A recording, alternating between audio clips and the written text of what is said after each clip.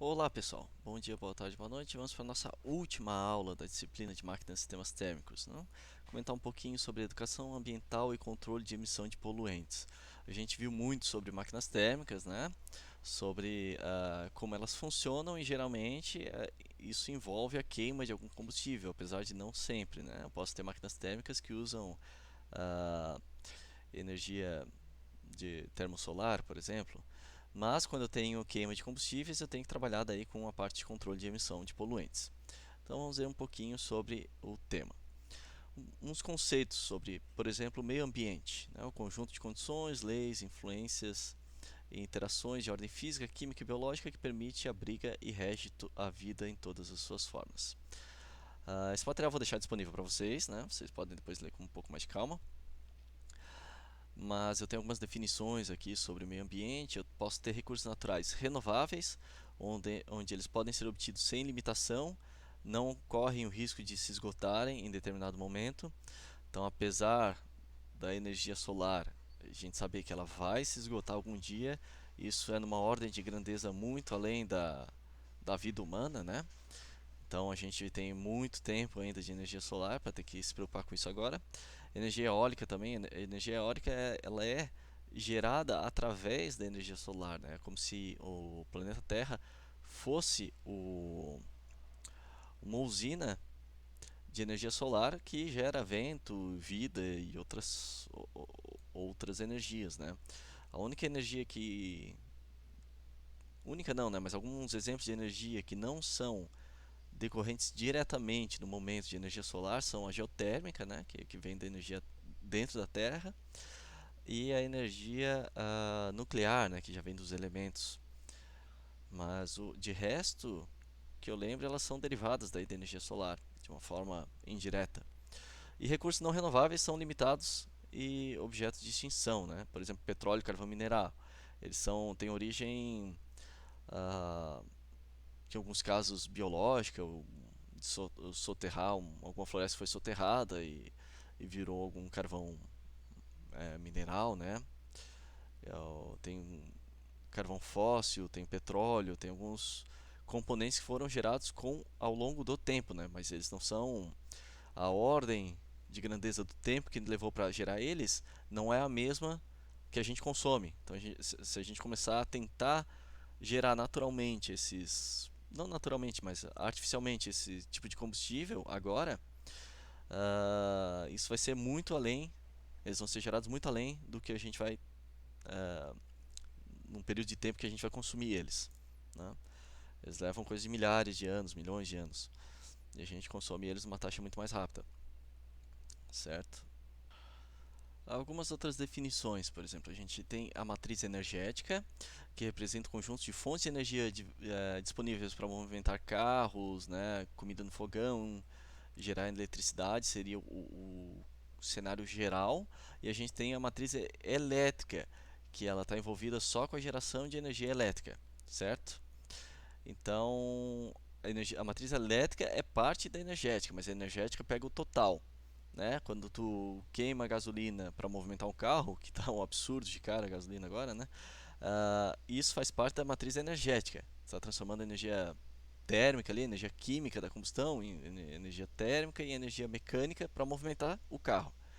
Agora, a não ser que teu carro seja um carro elétrico, que tem um gerador ali dentro dele, isso aqui não faz parte para geração de energia elétrica. E eu acho que nem entra nessa conta. A energia elétrica é para geração e distribuição de energia elétrica, né? A matriz elétrica. Aqui a gente tem um panorama da matriz energética geral, né?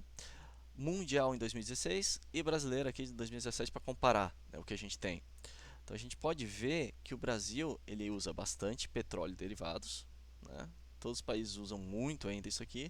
Isso aqui a gente vai ter que mudar um pouco esse panorama no futuro, porque não dá para depender tanto de combustível fóssil, né? Mesmo porque eles têm uma data de validade para acabar. Carvão, o mundial depende bastante de carvão. A gente não tem tanto carvão de qualidade, então a matriz energética brasileira é um pouco menor na parte de carvão. Derivado de cana a gente tem bastante aqui, né? Tiveram programas que incentivaram bastante a biomassa. Isso é importante, é uma fonte renovável, né? de plantação. E aqui a biomassa global é um pouco menor, né? Hidráulica é muito forte no Brasil, nuclear nem tanto, o resto do mundo tem uma matriz nuclear um pouco maior. O resto do mundo também usa bastante gás natural, a gente também usa, né? Que é só para vocês verem um comparativo das matrizes energéticas. Quando a gente vai para a matriz elétrica, para geração de energia elétrica, olha o que acontece com o Brasil aqui. A gente tem uma dependência muito grande da matriz hidráulica, o que é bom, né? Claro que a hidrelétrica, as grandes hidrelétricas, elas têm um impacto muito grande ambiental também, né? Mas hoje em dia tem muitas PCHs, que é pequenas centrais hidrelétricas, que tem um impacto muito menor e a gente pode colocar em várias regiões no interior do estado, né? No interior do Brasil, onde tem quedas d'água que não precisam ser muito grandes, eu não preciso represar grandes áreas. Então tem um impacto menor essas PCHs. Mas ainda assim a gente tem uma matriz energética renovável muito grande, né? Isso é positivo. O negativo é que a gente está muito sujeito à sazonalidade. Se tiver uma seca, pode ocorrer de ter apagão. A gente né, vai sentir por depender tanto da energia hidráulica. Então, o que é o esquema aqui? É quem sabe aumentar a solar e eólica, que são renováveis também, para, por exemplo, momentos de seca, eu vou ter uma incidência, geralmente uma incidência solar mais alta, né? Então compensa se tiver uma matriz solar grande. As matrizes renováveis, elas não foram feitas para trabalhar só com uma ou só com outra, elas são feitas para trabalhar em conjunto, né, para ter um resultado legal aqui. A gente tem um pouco de dependência de carvão, né, petróleos derivados, nuclear, gás natural, né, biomassa também é bem grande aqui, isso é positivo para a gente. Enquanto na mundial, essa daqui é a brasileira, né? Na mundial esse cenário é bem diferente, né? Olha a dependência que se tem de carvão, usando a média mundial, né? Um combustível fóssil aqui, nuclear também é bem grande. Nuclear, se não tiver nenhum acidente, ela é relativamente limpa. O problema são realmente os acidentes nucleares que podem acontecer, daí são catastróficos. Então esse é um comparativo, né? É importante entender qual é o conceito que a gente tem aqui da nossa matriz energética brasileira. A nossa disciplina vai trabalhar em máquinas térmicas aqui dentro do carvão, né? Quem sabe o gás natural, né? Queima também pode envolver queima de biomassa. Solar a gente não tem nada muito forte de termosolar no momento, tem bastante fotovoltaico, né? Mas o princípio de funcionamento é um pouco diferente.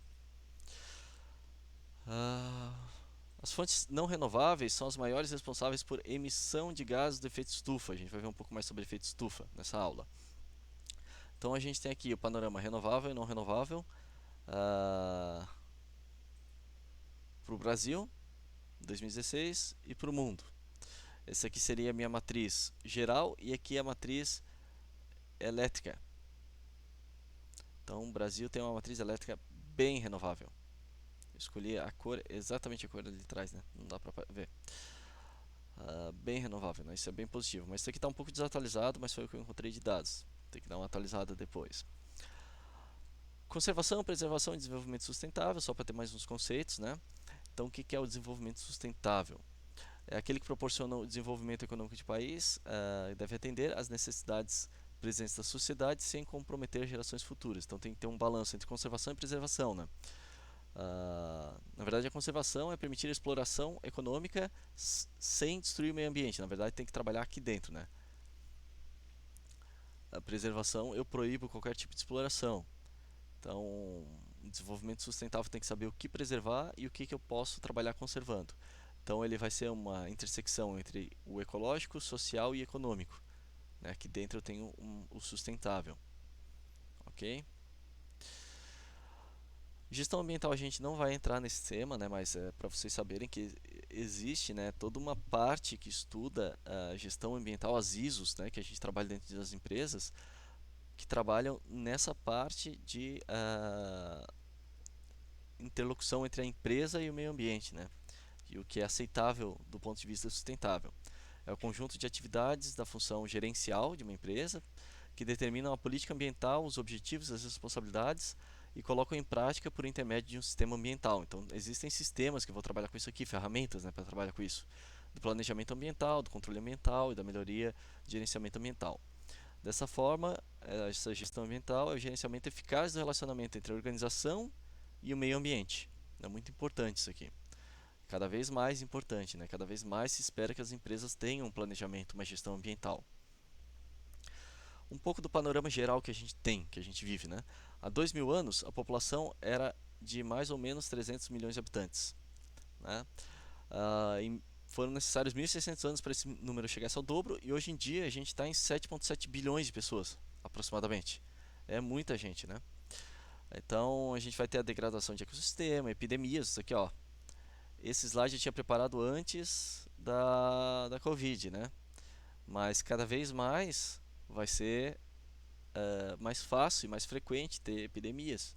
Porque antes, quando eu tinha grupos, né, tribos, clãs que viviam separados, se uma doença atacasse um grupo, esse grupo não ia ter tempo de desenvolver e transmitir para todos os outros, né? Aquilo ia ficar isolado, concentrado. Hoje em dia a gente tem a globalização, então as pessoas viajam muito rápido, tá tudo muito interligado. Então a gente tem mais facilidade de ter as epidemias. Sem contar que toda a parte de desmatamento, né, de não preservar o meio ambiente, faz com que esses seres vivos, né, que têm uma fisiologia relativamente parecida com o ser humano, que pode transmitir essa doença para um ser humano, né, que viviam nas florestas, eles vão ter seu meio ambiente dizimado, eles vão ter que acabar pulando para o ambiente urbano, né, eles vão procurar espaço em outros ambientes. Então, sem contar com caça ilegal, né, trabalhar com animais silvestres, tudo isso favorece a chance de uma doença dessa pular, um vírus, que foi o caso do Covid, pular de um animal para o ser humano. E como a gente está num mundo globalizado, é muito fácil de se espalhar. Então, realmente, infelizmente, se a gente não fizer nada para a preservação do meio ambiente, né, a gente está sujeito a mais epidemias. Porque a parte de globalização é difícil fazer qualquer coisa no momento atual, né? Não tem como, o mundo já está integrado de uma forma que não tem mais como voltar atrás. Então a gente tem que trabalhar com a parte de realmente de gestão ambiental, de sustentabilidade, de tentar, né, administrar aí o que tem de desmatamento para não favorecer com que essas epidemias aconteçam. Escassez de água, escassez de alimento, né? A população ao longo do tempo, aqui ao longo dos anos. Então ela está realmente dando um salto aqui gigantesco. Espera-se que, né, que tenha um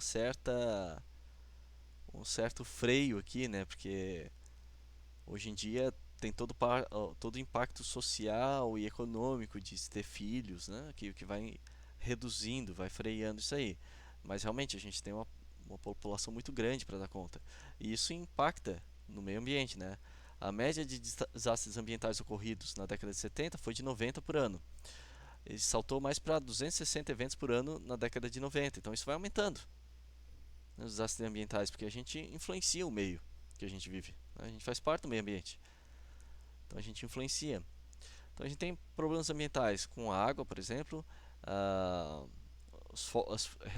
as preocupações que a gente tem com a água é o suprimento de água para consumo humano, qualidade da água, contaminação dos oceanos. Então, toda a parte de exploração de petróleo, a gente gera muito plástico que vai para os oceanos, tudo isso impacta muito, né? Esgoto clandestino, tudo isso que não é bem tratado, tudo isso vai impactar bastante. O foco que a gente vai ter nessa aula vai ser mais da parte de emissão de poluentes para o ar, né? Mas, por exemplo, se eu tenho uma usina que está queimando um combustível, não tenho um controle de emissão de poluentes, eu posso ter lá enxofre, os NOx que chama, né?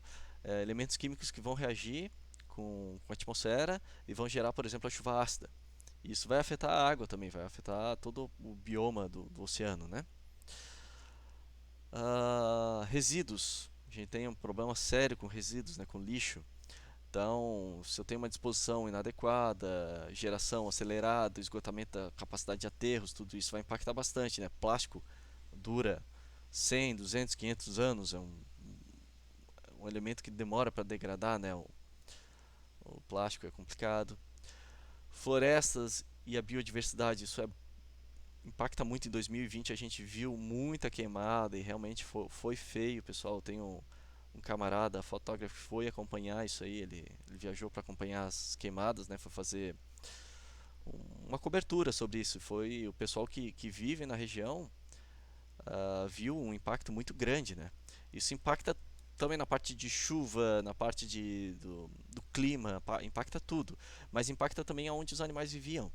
E como eu falei, se esses animais vão ter que ir para um ambiente mais urbano, eles têm mais chance de transmitir alguma doença que seria compatível com o ser humano, né? Algum vírus que muta e vai para o ser humano. Então, isso realmente pode afetar essas queimadas que a gente está vendo hoje, né? Que a gente viu o ano passado, elas podem afetar o surgimento, né? Acelerar o surgimento de outra pandemia. Infelizmente, a gente está numa condição assim, né? A última que a gente teve foi o que? Foi essa gripe espanhola, foi há 100 anos, né?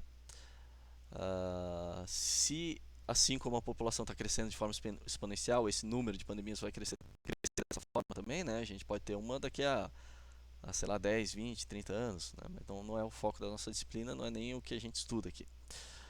Mas a gente tem que tomar cuidado com essa devastação dos recursos florestais, né? Uh, Energia, ou a redução do uso de energia fornecida por fontes não renováveis, a gente tem que se preocupar com isso.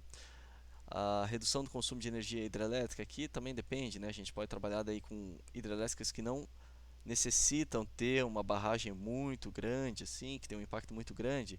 Trabalhar com PCHs, com CGHs, que é centrais geradoras de energia de CGH hidrelétrica, né? Central geradora hidrelétrica, que daí são menores que PCH, que tem um impacto muito menor, né? Agora aqui é o foco da nossa aula. O ar. Então, a poluição no ar, a gente pode ver a poluição no ar que vai impactar a parte de chuva ácida, né, entre toda a parte de qualidade de vida do ser humano, o efeito estufa e a redução da camada de ozônio. Então, a gente tem três problemas interrelacionados com a poluição no ar. Danos da chuva ácida a gente pode ver aqui, né, ó, chega a corroer status, né, afeta a flora, afeta a fauna, que essa chuva ela tem um pH ácido e isso impacta, né, fortemente em tudo. Chuva ácida pelo mundo, né? A gente tem efeitos antropogênicos que são causados pelo ser humano, liberação de gases da indústria de combustão, combustível fóssil, né? Os principais locais são Estados Unidos, China, né? Agora já deve estar na frente dos Estados Unidos pela quantidade de termoelétrica que eles têm a carvão lá, é inacreditável o crescimento que eles têm, o crescimento econômico que vem às custas de um crescimento, né, de consumo de energia, então tem que construir muitas plantas.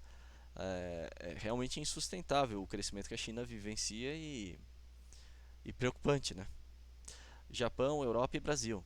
Né? O Brasil também está aqui entre as preocupações. Efeitos naturais também podem existir, né? Se eu tenho liberação de gases, como por exemplo erupção de vulcões, né? Isso também pode acontecer. Nem só o ser humano afeta o meio ambiente, né? A gente tem vários fatores naturais que afetam. O efeito estufa, ele funciona como realmente uma estufa de vidro, né? Eu tenho a radiação solar chegando à Terra, por exemplo, chegou aqui 3 risquinhos, né, de radiação. Não é nessa proporção, mas só para ter um exemplo. Um risquinho foi absorvido, 2 risquinhos saíram. Se eu não tenho atmosfera, os 2 risquinhos vão sair para fora do planeta, né? Então aqui a temperatura ambiente menos 18, por exemplo, né? Temperatura. Se eu coloco um vidro de redoma, dos 3 risquinhos que chegaram, um foi absorvido, 2 saíram, um voltou. E a atmosfera ela serve da mesma forma que uma redoma de vidro, né? De forma semelhante, pelo menos. Então a minha temperatura aumenta. Eu tenho realmente uma estufa sendo criada aqui dentro. E isso é o que acaba criando uma condição favorável a ter vida aqui na Terra, né? Senão seria muito frio. Quando tivesse sol ia ser muito quente, quando sem sol ia ser muito frio. Mas se for acentuado, isso vai promover o efeito estufa, né? O aquecimento global, né? Então o aquecimento global vem sendo há muito tempo, né? Muito estudado e é preocupante, né? Se a causa é puramente humana, se não tem efeito humano, tudo isso, né, tem que ser estudado com muito cuidado, mas realmente a gente está aumentando e muito a concentração de gases que a gente emite para a atmosfera, né? De forma artificial, o ser humano. Então, os gases de efeito estufa. Eu posso ter gases da combustão de carvão, gás natural e outras fontes de combustível fóssil. A combustão de combustíveis para agricultura, né, a própria parte biológica, né, da agricultura, os gases que os gados soltam, né, isso afeta. Produção de metais e materiais químicos, né, com desperdício desses produtos. A emissão mais visível que a gente tem, né, de combustão de combustível, quando a gente está andando na estrada, a gente vê o carro, né. Produção e vazamento de combustíveis fósseis, vazamento de metano, desperdício de comida, a própria biodegradação de tecido orgânico, né, de massa orgânica, a refrigeração, ar-condicionado, até extintores de incêndio, tudo isso impacta, né? Então, o que mais impacta aqui é a parte de eletricidade e calor, depois agricultura, depois indústria, transporte e assim por diante, né? Então, a gente tem que ver onde que a gente consegue reduzir isso. Camada de ozônio, né, algo que foi descoberto, digo, foi impactante nos anos 80, né? Depois descobriu o que estava fazendo com que ela crescesse tanto e esses gases foram controlados. Então a gente vê aí uma medida humana de restrição, né, de um uso de um gás que estava sendo prejudicial, e só essa restrição já fez com que a camada voltasse um pouco atrás, né? A gente não tem mais um crescimento da camada de ozônio no momento, mas ela ainda não fechou, então a gente tem que tomar cuidado. Mas o pico disso foi no ano 2000, o pico o tamanho máximo da camada de ozônio, né? Isso porque a gente tem o ozônio lá, ele reagia muito com cloro, né? Então aqueles aerosóis, o CFC, clorofluorcarbono, né? Eles eram leves, subiam até essa parte alta da atmosfera, né? Onde tem o ozônio, e degradava esse componente, né? Depois a gente tem esse smog, que é o nevoeiro tóxico, uma mistura de smoke com fog, né? É fumaça e neblina. Então a gente tem esse smog, que é um O3 como poluente. Então, pô, mas aqui eu vejo que o ozônio é ele que faz a camada de ozônio, como é que ele é o poluente? Porque ele está numa distância da minha atmosfera errada. Ele está muito baixo. O ozônio da camada de ozônio, né? Ele está lá em cima, protegendo. Quando a gente cria ali embaixo, ele é visto como uma poluição, né? Então, o ozônio que é gerado se estabelece no lugar errado na troposfera. Então, como ocorre na estratosfera, né? Ele bloqueia a entrada de luz solar e a saída de calor. Então, ele faz uma inversão térmica. Então, uma condição normal, né? Eu tenho o ar quente aqui, porque a radiação chegou, bateu aqui e tudo mais, e ele está saindo para fora. E aqui o ar frio, né? E o ar mais frio. Ele gera uma inversão, eu tenho aqui o ar mais quente, né? Ah, isso faz com que eu mantenha umas recirculações aqui de ar frio em volta, né? E isso faz com que a poluição que é gerada aqui ela não saia, né? Crie meio que uma barreira para essa poluição, né? Que o normal é o que? O ar quente subir. Então, se aqui tiver mais quente do que aqui em cima, ele vai subir e vai criar essa estratificação normal, né? Mais quente, vai diminuindo e tal. Agora, se eu criei um bolsão de ar quente aqui, ele vai, ele vai me complicar, né? Essa circulação. Isso faz com que eu tenha recirculação de fumaça, de poluentes, né? E olha aqui o que eu tenho em Londres, né? Esse smog clássico, e eu tenho fotoquímico, né? Tem formas diferentes, como eu botei aqui, né? Se é poeira, carvão não combruído e fuligem, eu tenho smog clássico. Carvão não combruído é carvão não queimado. Se eu tenho HCs não combruídos ou CO, mais NOx, mais sol, mais temperatura, mais uma condição em que não tem vento, eu tenho smog fotoquímico. Então aqui é um exemplo de smog fotoquímico no Rio de Janeiro, né? Então isso é uma poluição que vai ficar ali diminuindo a qualidade de vida das pessoas dessas cidades. Fontes de emissão, eu posso ter naturais, eu já comentei sobre isso, né? Vulcânica, decomposição de vegetais ou animais. Então, pessoal, às vezes eu pego na agricultura, né? O que sobrou, palha de arroz, palha né? De algum produto de agricultura.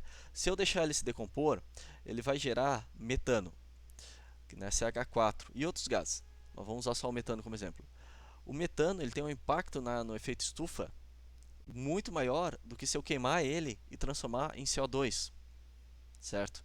Então, é mais vantagem, digamos assim, do ponto de vista ecológico, eu aproveitar esses resíduos de decomposição para queimar, que daí eu já aproveito para gerar energia elétrica, estou deixando de queimar algum outro combustível e eu estou reduzindo essa emissão, né, essa emissão equivalente, né? O metano ele tem um impacto maior do que o CO2. Suspensão de poeira no solo e areia, formação do metano nos pântanos, né?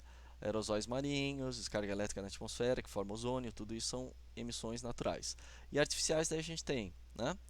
Ah, usinas, indústria, incineração, queima de lixo ao céu aberto, né? O próprio carro, se o motor não estiver bem calibrado, ele vai emitir mais, então tem que ter esse controle. Daí eu tenho emissão dos combustíveis como gasolina e álcool, e tem emissão de diesel, que também, além de tudo, também dependendo de como está regulado o motor, é cancerígeno, né? Eles viram que tem estudos que mostram que motoristas de ônibus são mais propensos a ter câncer, certos tipos de câncer por causa disso, né? Queimadas, tudo isso impacta bastante. Queimada a gente viu bastante aqui esse ano, né? As principais fontes atualmente, emissão veicular, carro de álcool ou gasolina, um ciclo Otto, como a gente já viu, né? Emitir monóxido de carbono, dióxido de carbono, óxido de nitrogênio, hidrocarbonetos, e caminhões e ônibus, né? Motor de ciclo diesel. Ah, eles têm óxido de enxofre, óxido de nitrogênio, particulado, muita fuligem, né? Então eles têm emissões diferentes. Aqui eu fiz uma tabelinha peguei na internet, né, uma tabelinha com os poluentes e seus efeitos. Então, monóxido de carbono, de onde é que ele saiu? Escape dos veículos motorizados, alguns processos industriais. O que ele vai fazer? Ele liga essa hemoglobina, ele é altamente tóxico, o monóxido de carbono é altamente tóxico, né? Porque ele vai grudar na tua hemoglobina, no glóbulo vermelho, e não vai deixar mais transportar oxigênio, né? Causa tortura e vertigem, causa alteração no sistema nervoso central, né? Tem vários efeitos, depois vocês podem ler com calma. Dióxido de enxofre, né? Coriza, danos irreversíveis aos pulmões, altas doses pode ser fatal. Daí vocês vejam de onde é que é, qual o gás e o efeito, certo? Deixar uma tabelinha mais completa aí para vocês. Então, como controlar isso aqui, né? A gente chegou na parte da legislação, qualidade do ar e legislação. A gente tem o Conselho Nacional do Meio Ambiente, né? A CONAMA, que tem algumas resoluções. A gente também tem ISOs, né, que vão trabalhar nisso. A gente tem outros tipos, mas vamos focar nisso aqui, que institui o Programa Nacional de Controle de Qualidade do Ar, o PRONAR, né? Então, isso aqui em 15 de 6 de 89. Depois eu tenho outra resolução que estabeleceu padrões nacionais da qualidade do ar, né? Definiu métodos para monitoramento desses padrões. Eu tenho outro que vai trabalhar com a parte de veículos automotores. É ótimo, pessoal, que tem toda essa parte de legislação, porque eu não sei se vocês acompanharam o circuito de palestras da semana acadêmica. Eu acho que essa daqui não acabou ficando registrada, mas teve uma palestra que foi sobre veículos, sobre motores. Então, os motores mais modernos eles vão ter que ser turbinados, né, para aumentar o rendimento e baixar o consumo. Isso para reduzir a emissão. Então, essa legislação acaba atacando e dando prazos, né, para exigências tecnológicas que eu coloquei aqui, para que as montadoras, né, elas reduzam a emissão. E para reduzir a emissão, eu vou aumentar o rendimento. Então, é bom para o cliente, porque ele vai estar pegando veículos novos mais econômicos, né? Mais eficientes. Né? Então, isso aqui vai afetar automóveis, caminhões, ônibus, máquinas rodoviárias e agrícolas. Né? Então, eu tenho alguns padrões que eu tenho que seguir agora. Tem outra resolução, né, que afetou o motocicletas. Então, olha só a evolução das vendas de motocicleta por tipo de motor, né? Começou a aumentar um pouco aqui o flex. Enquanto o carro anda em média 30 km por dia, motocicletas, dependendo, elas podem andar 180 km por dia, poluindo tanto quanto. Então, entre 2000 e 2009, houve uma redução de 70 a 80% das emissões de gases poluentes. Isso é bem positivo por parte de motocicletas, né? Sobre o controle de emissão em poluentes, né? Eu posso considerar os processos de combustão, três categorias de poluentes podem ser encontradas. Processo de combustão incompleta, aqui eu tenho que melhorar meu processo de combustão daí. Poluentes resultantes de contaminação no combustível, como óxidos de nitrogênio e óxido de enxofre e óxidos de nitrogênio, de reações de alta temperatura. Então são três coisas que eu tenho que tomar cuidado, né? Para minimizar e eliminar poluentes do tipo 1 e 3, eu posso modificar o processo original de combustão, transformando ele mais eficiente. Como a gente viu, né? Uma câmara de combustão ela tem que ser eficiente, tem que ter a relação ar-combustível ideal, tem que ter tempo suficiente no meu combustível dentro da câmara de combustão para ele queimar completamente, né? Para a categoria 2, né, eu tenho que substituir um combustível por um alternativo. Para as três categorias, eu também posso fazer a limpeza das emissões, né? Então aqui eu tenho uma tabela de controle de emissão de poluentes.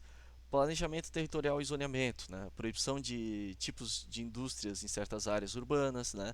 Limitação do número de fontes em função dos padrões de emissão e de qualidade do ar, a implantação de áreas de proteção sanitária, então eu posso ter cinturões verdes, né? Áreas de preservação, planejamento das vias de um sistema de tráfego, eu posso fazer a eliminação e minimização de poluentes na fonte, né?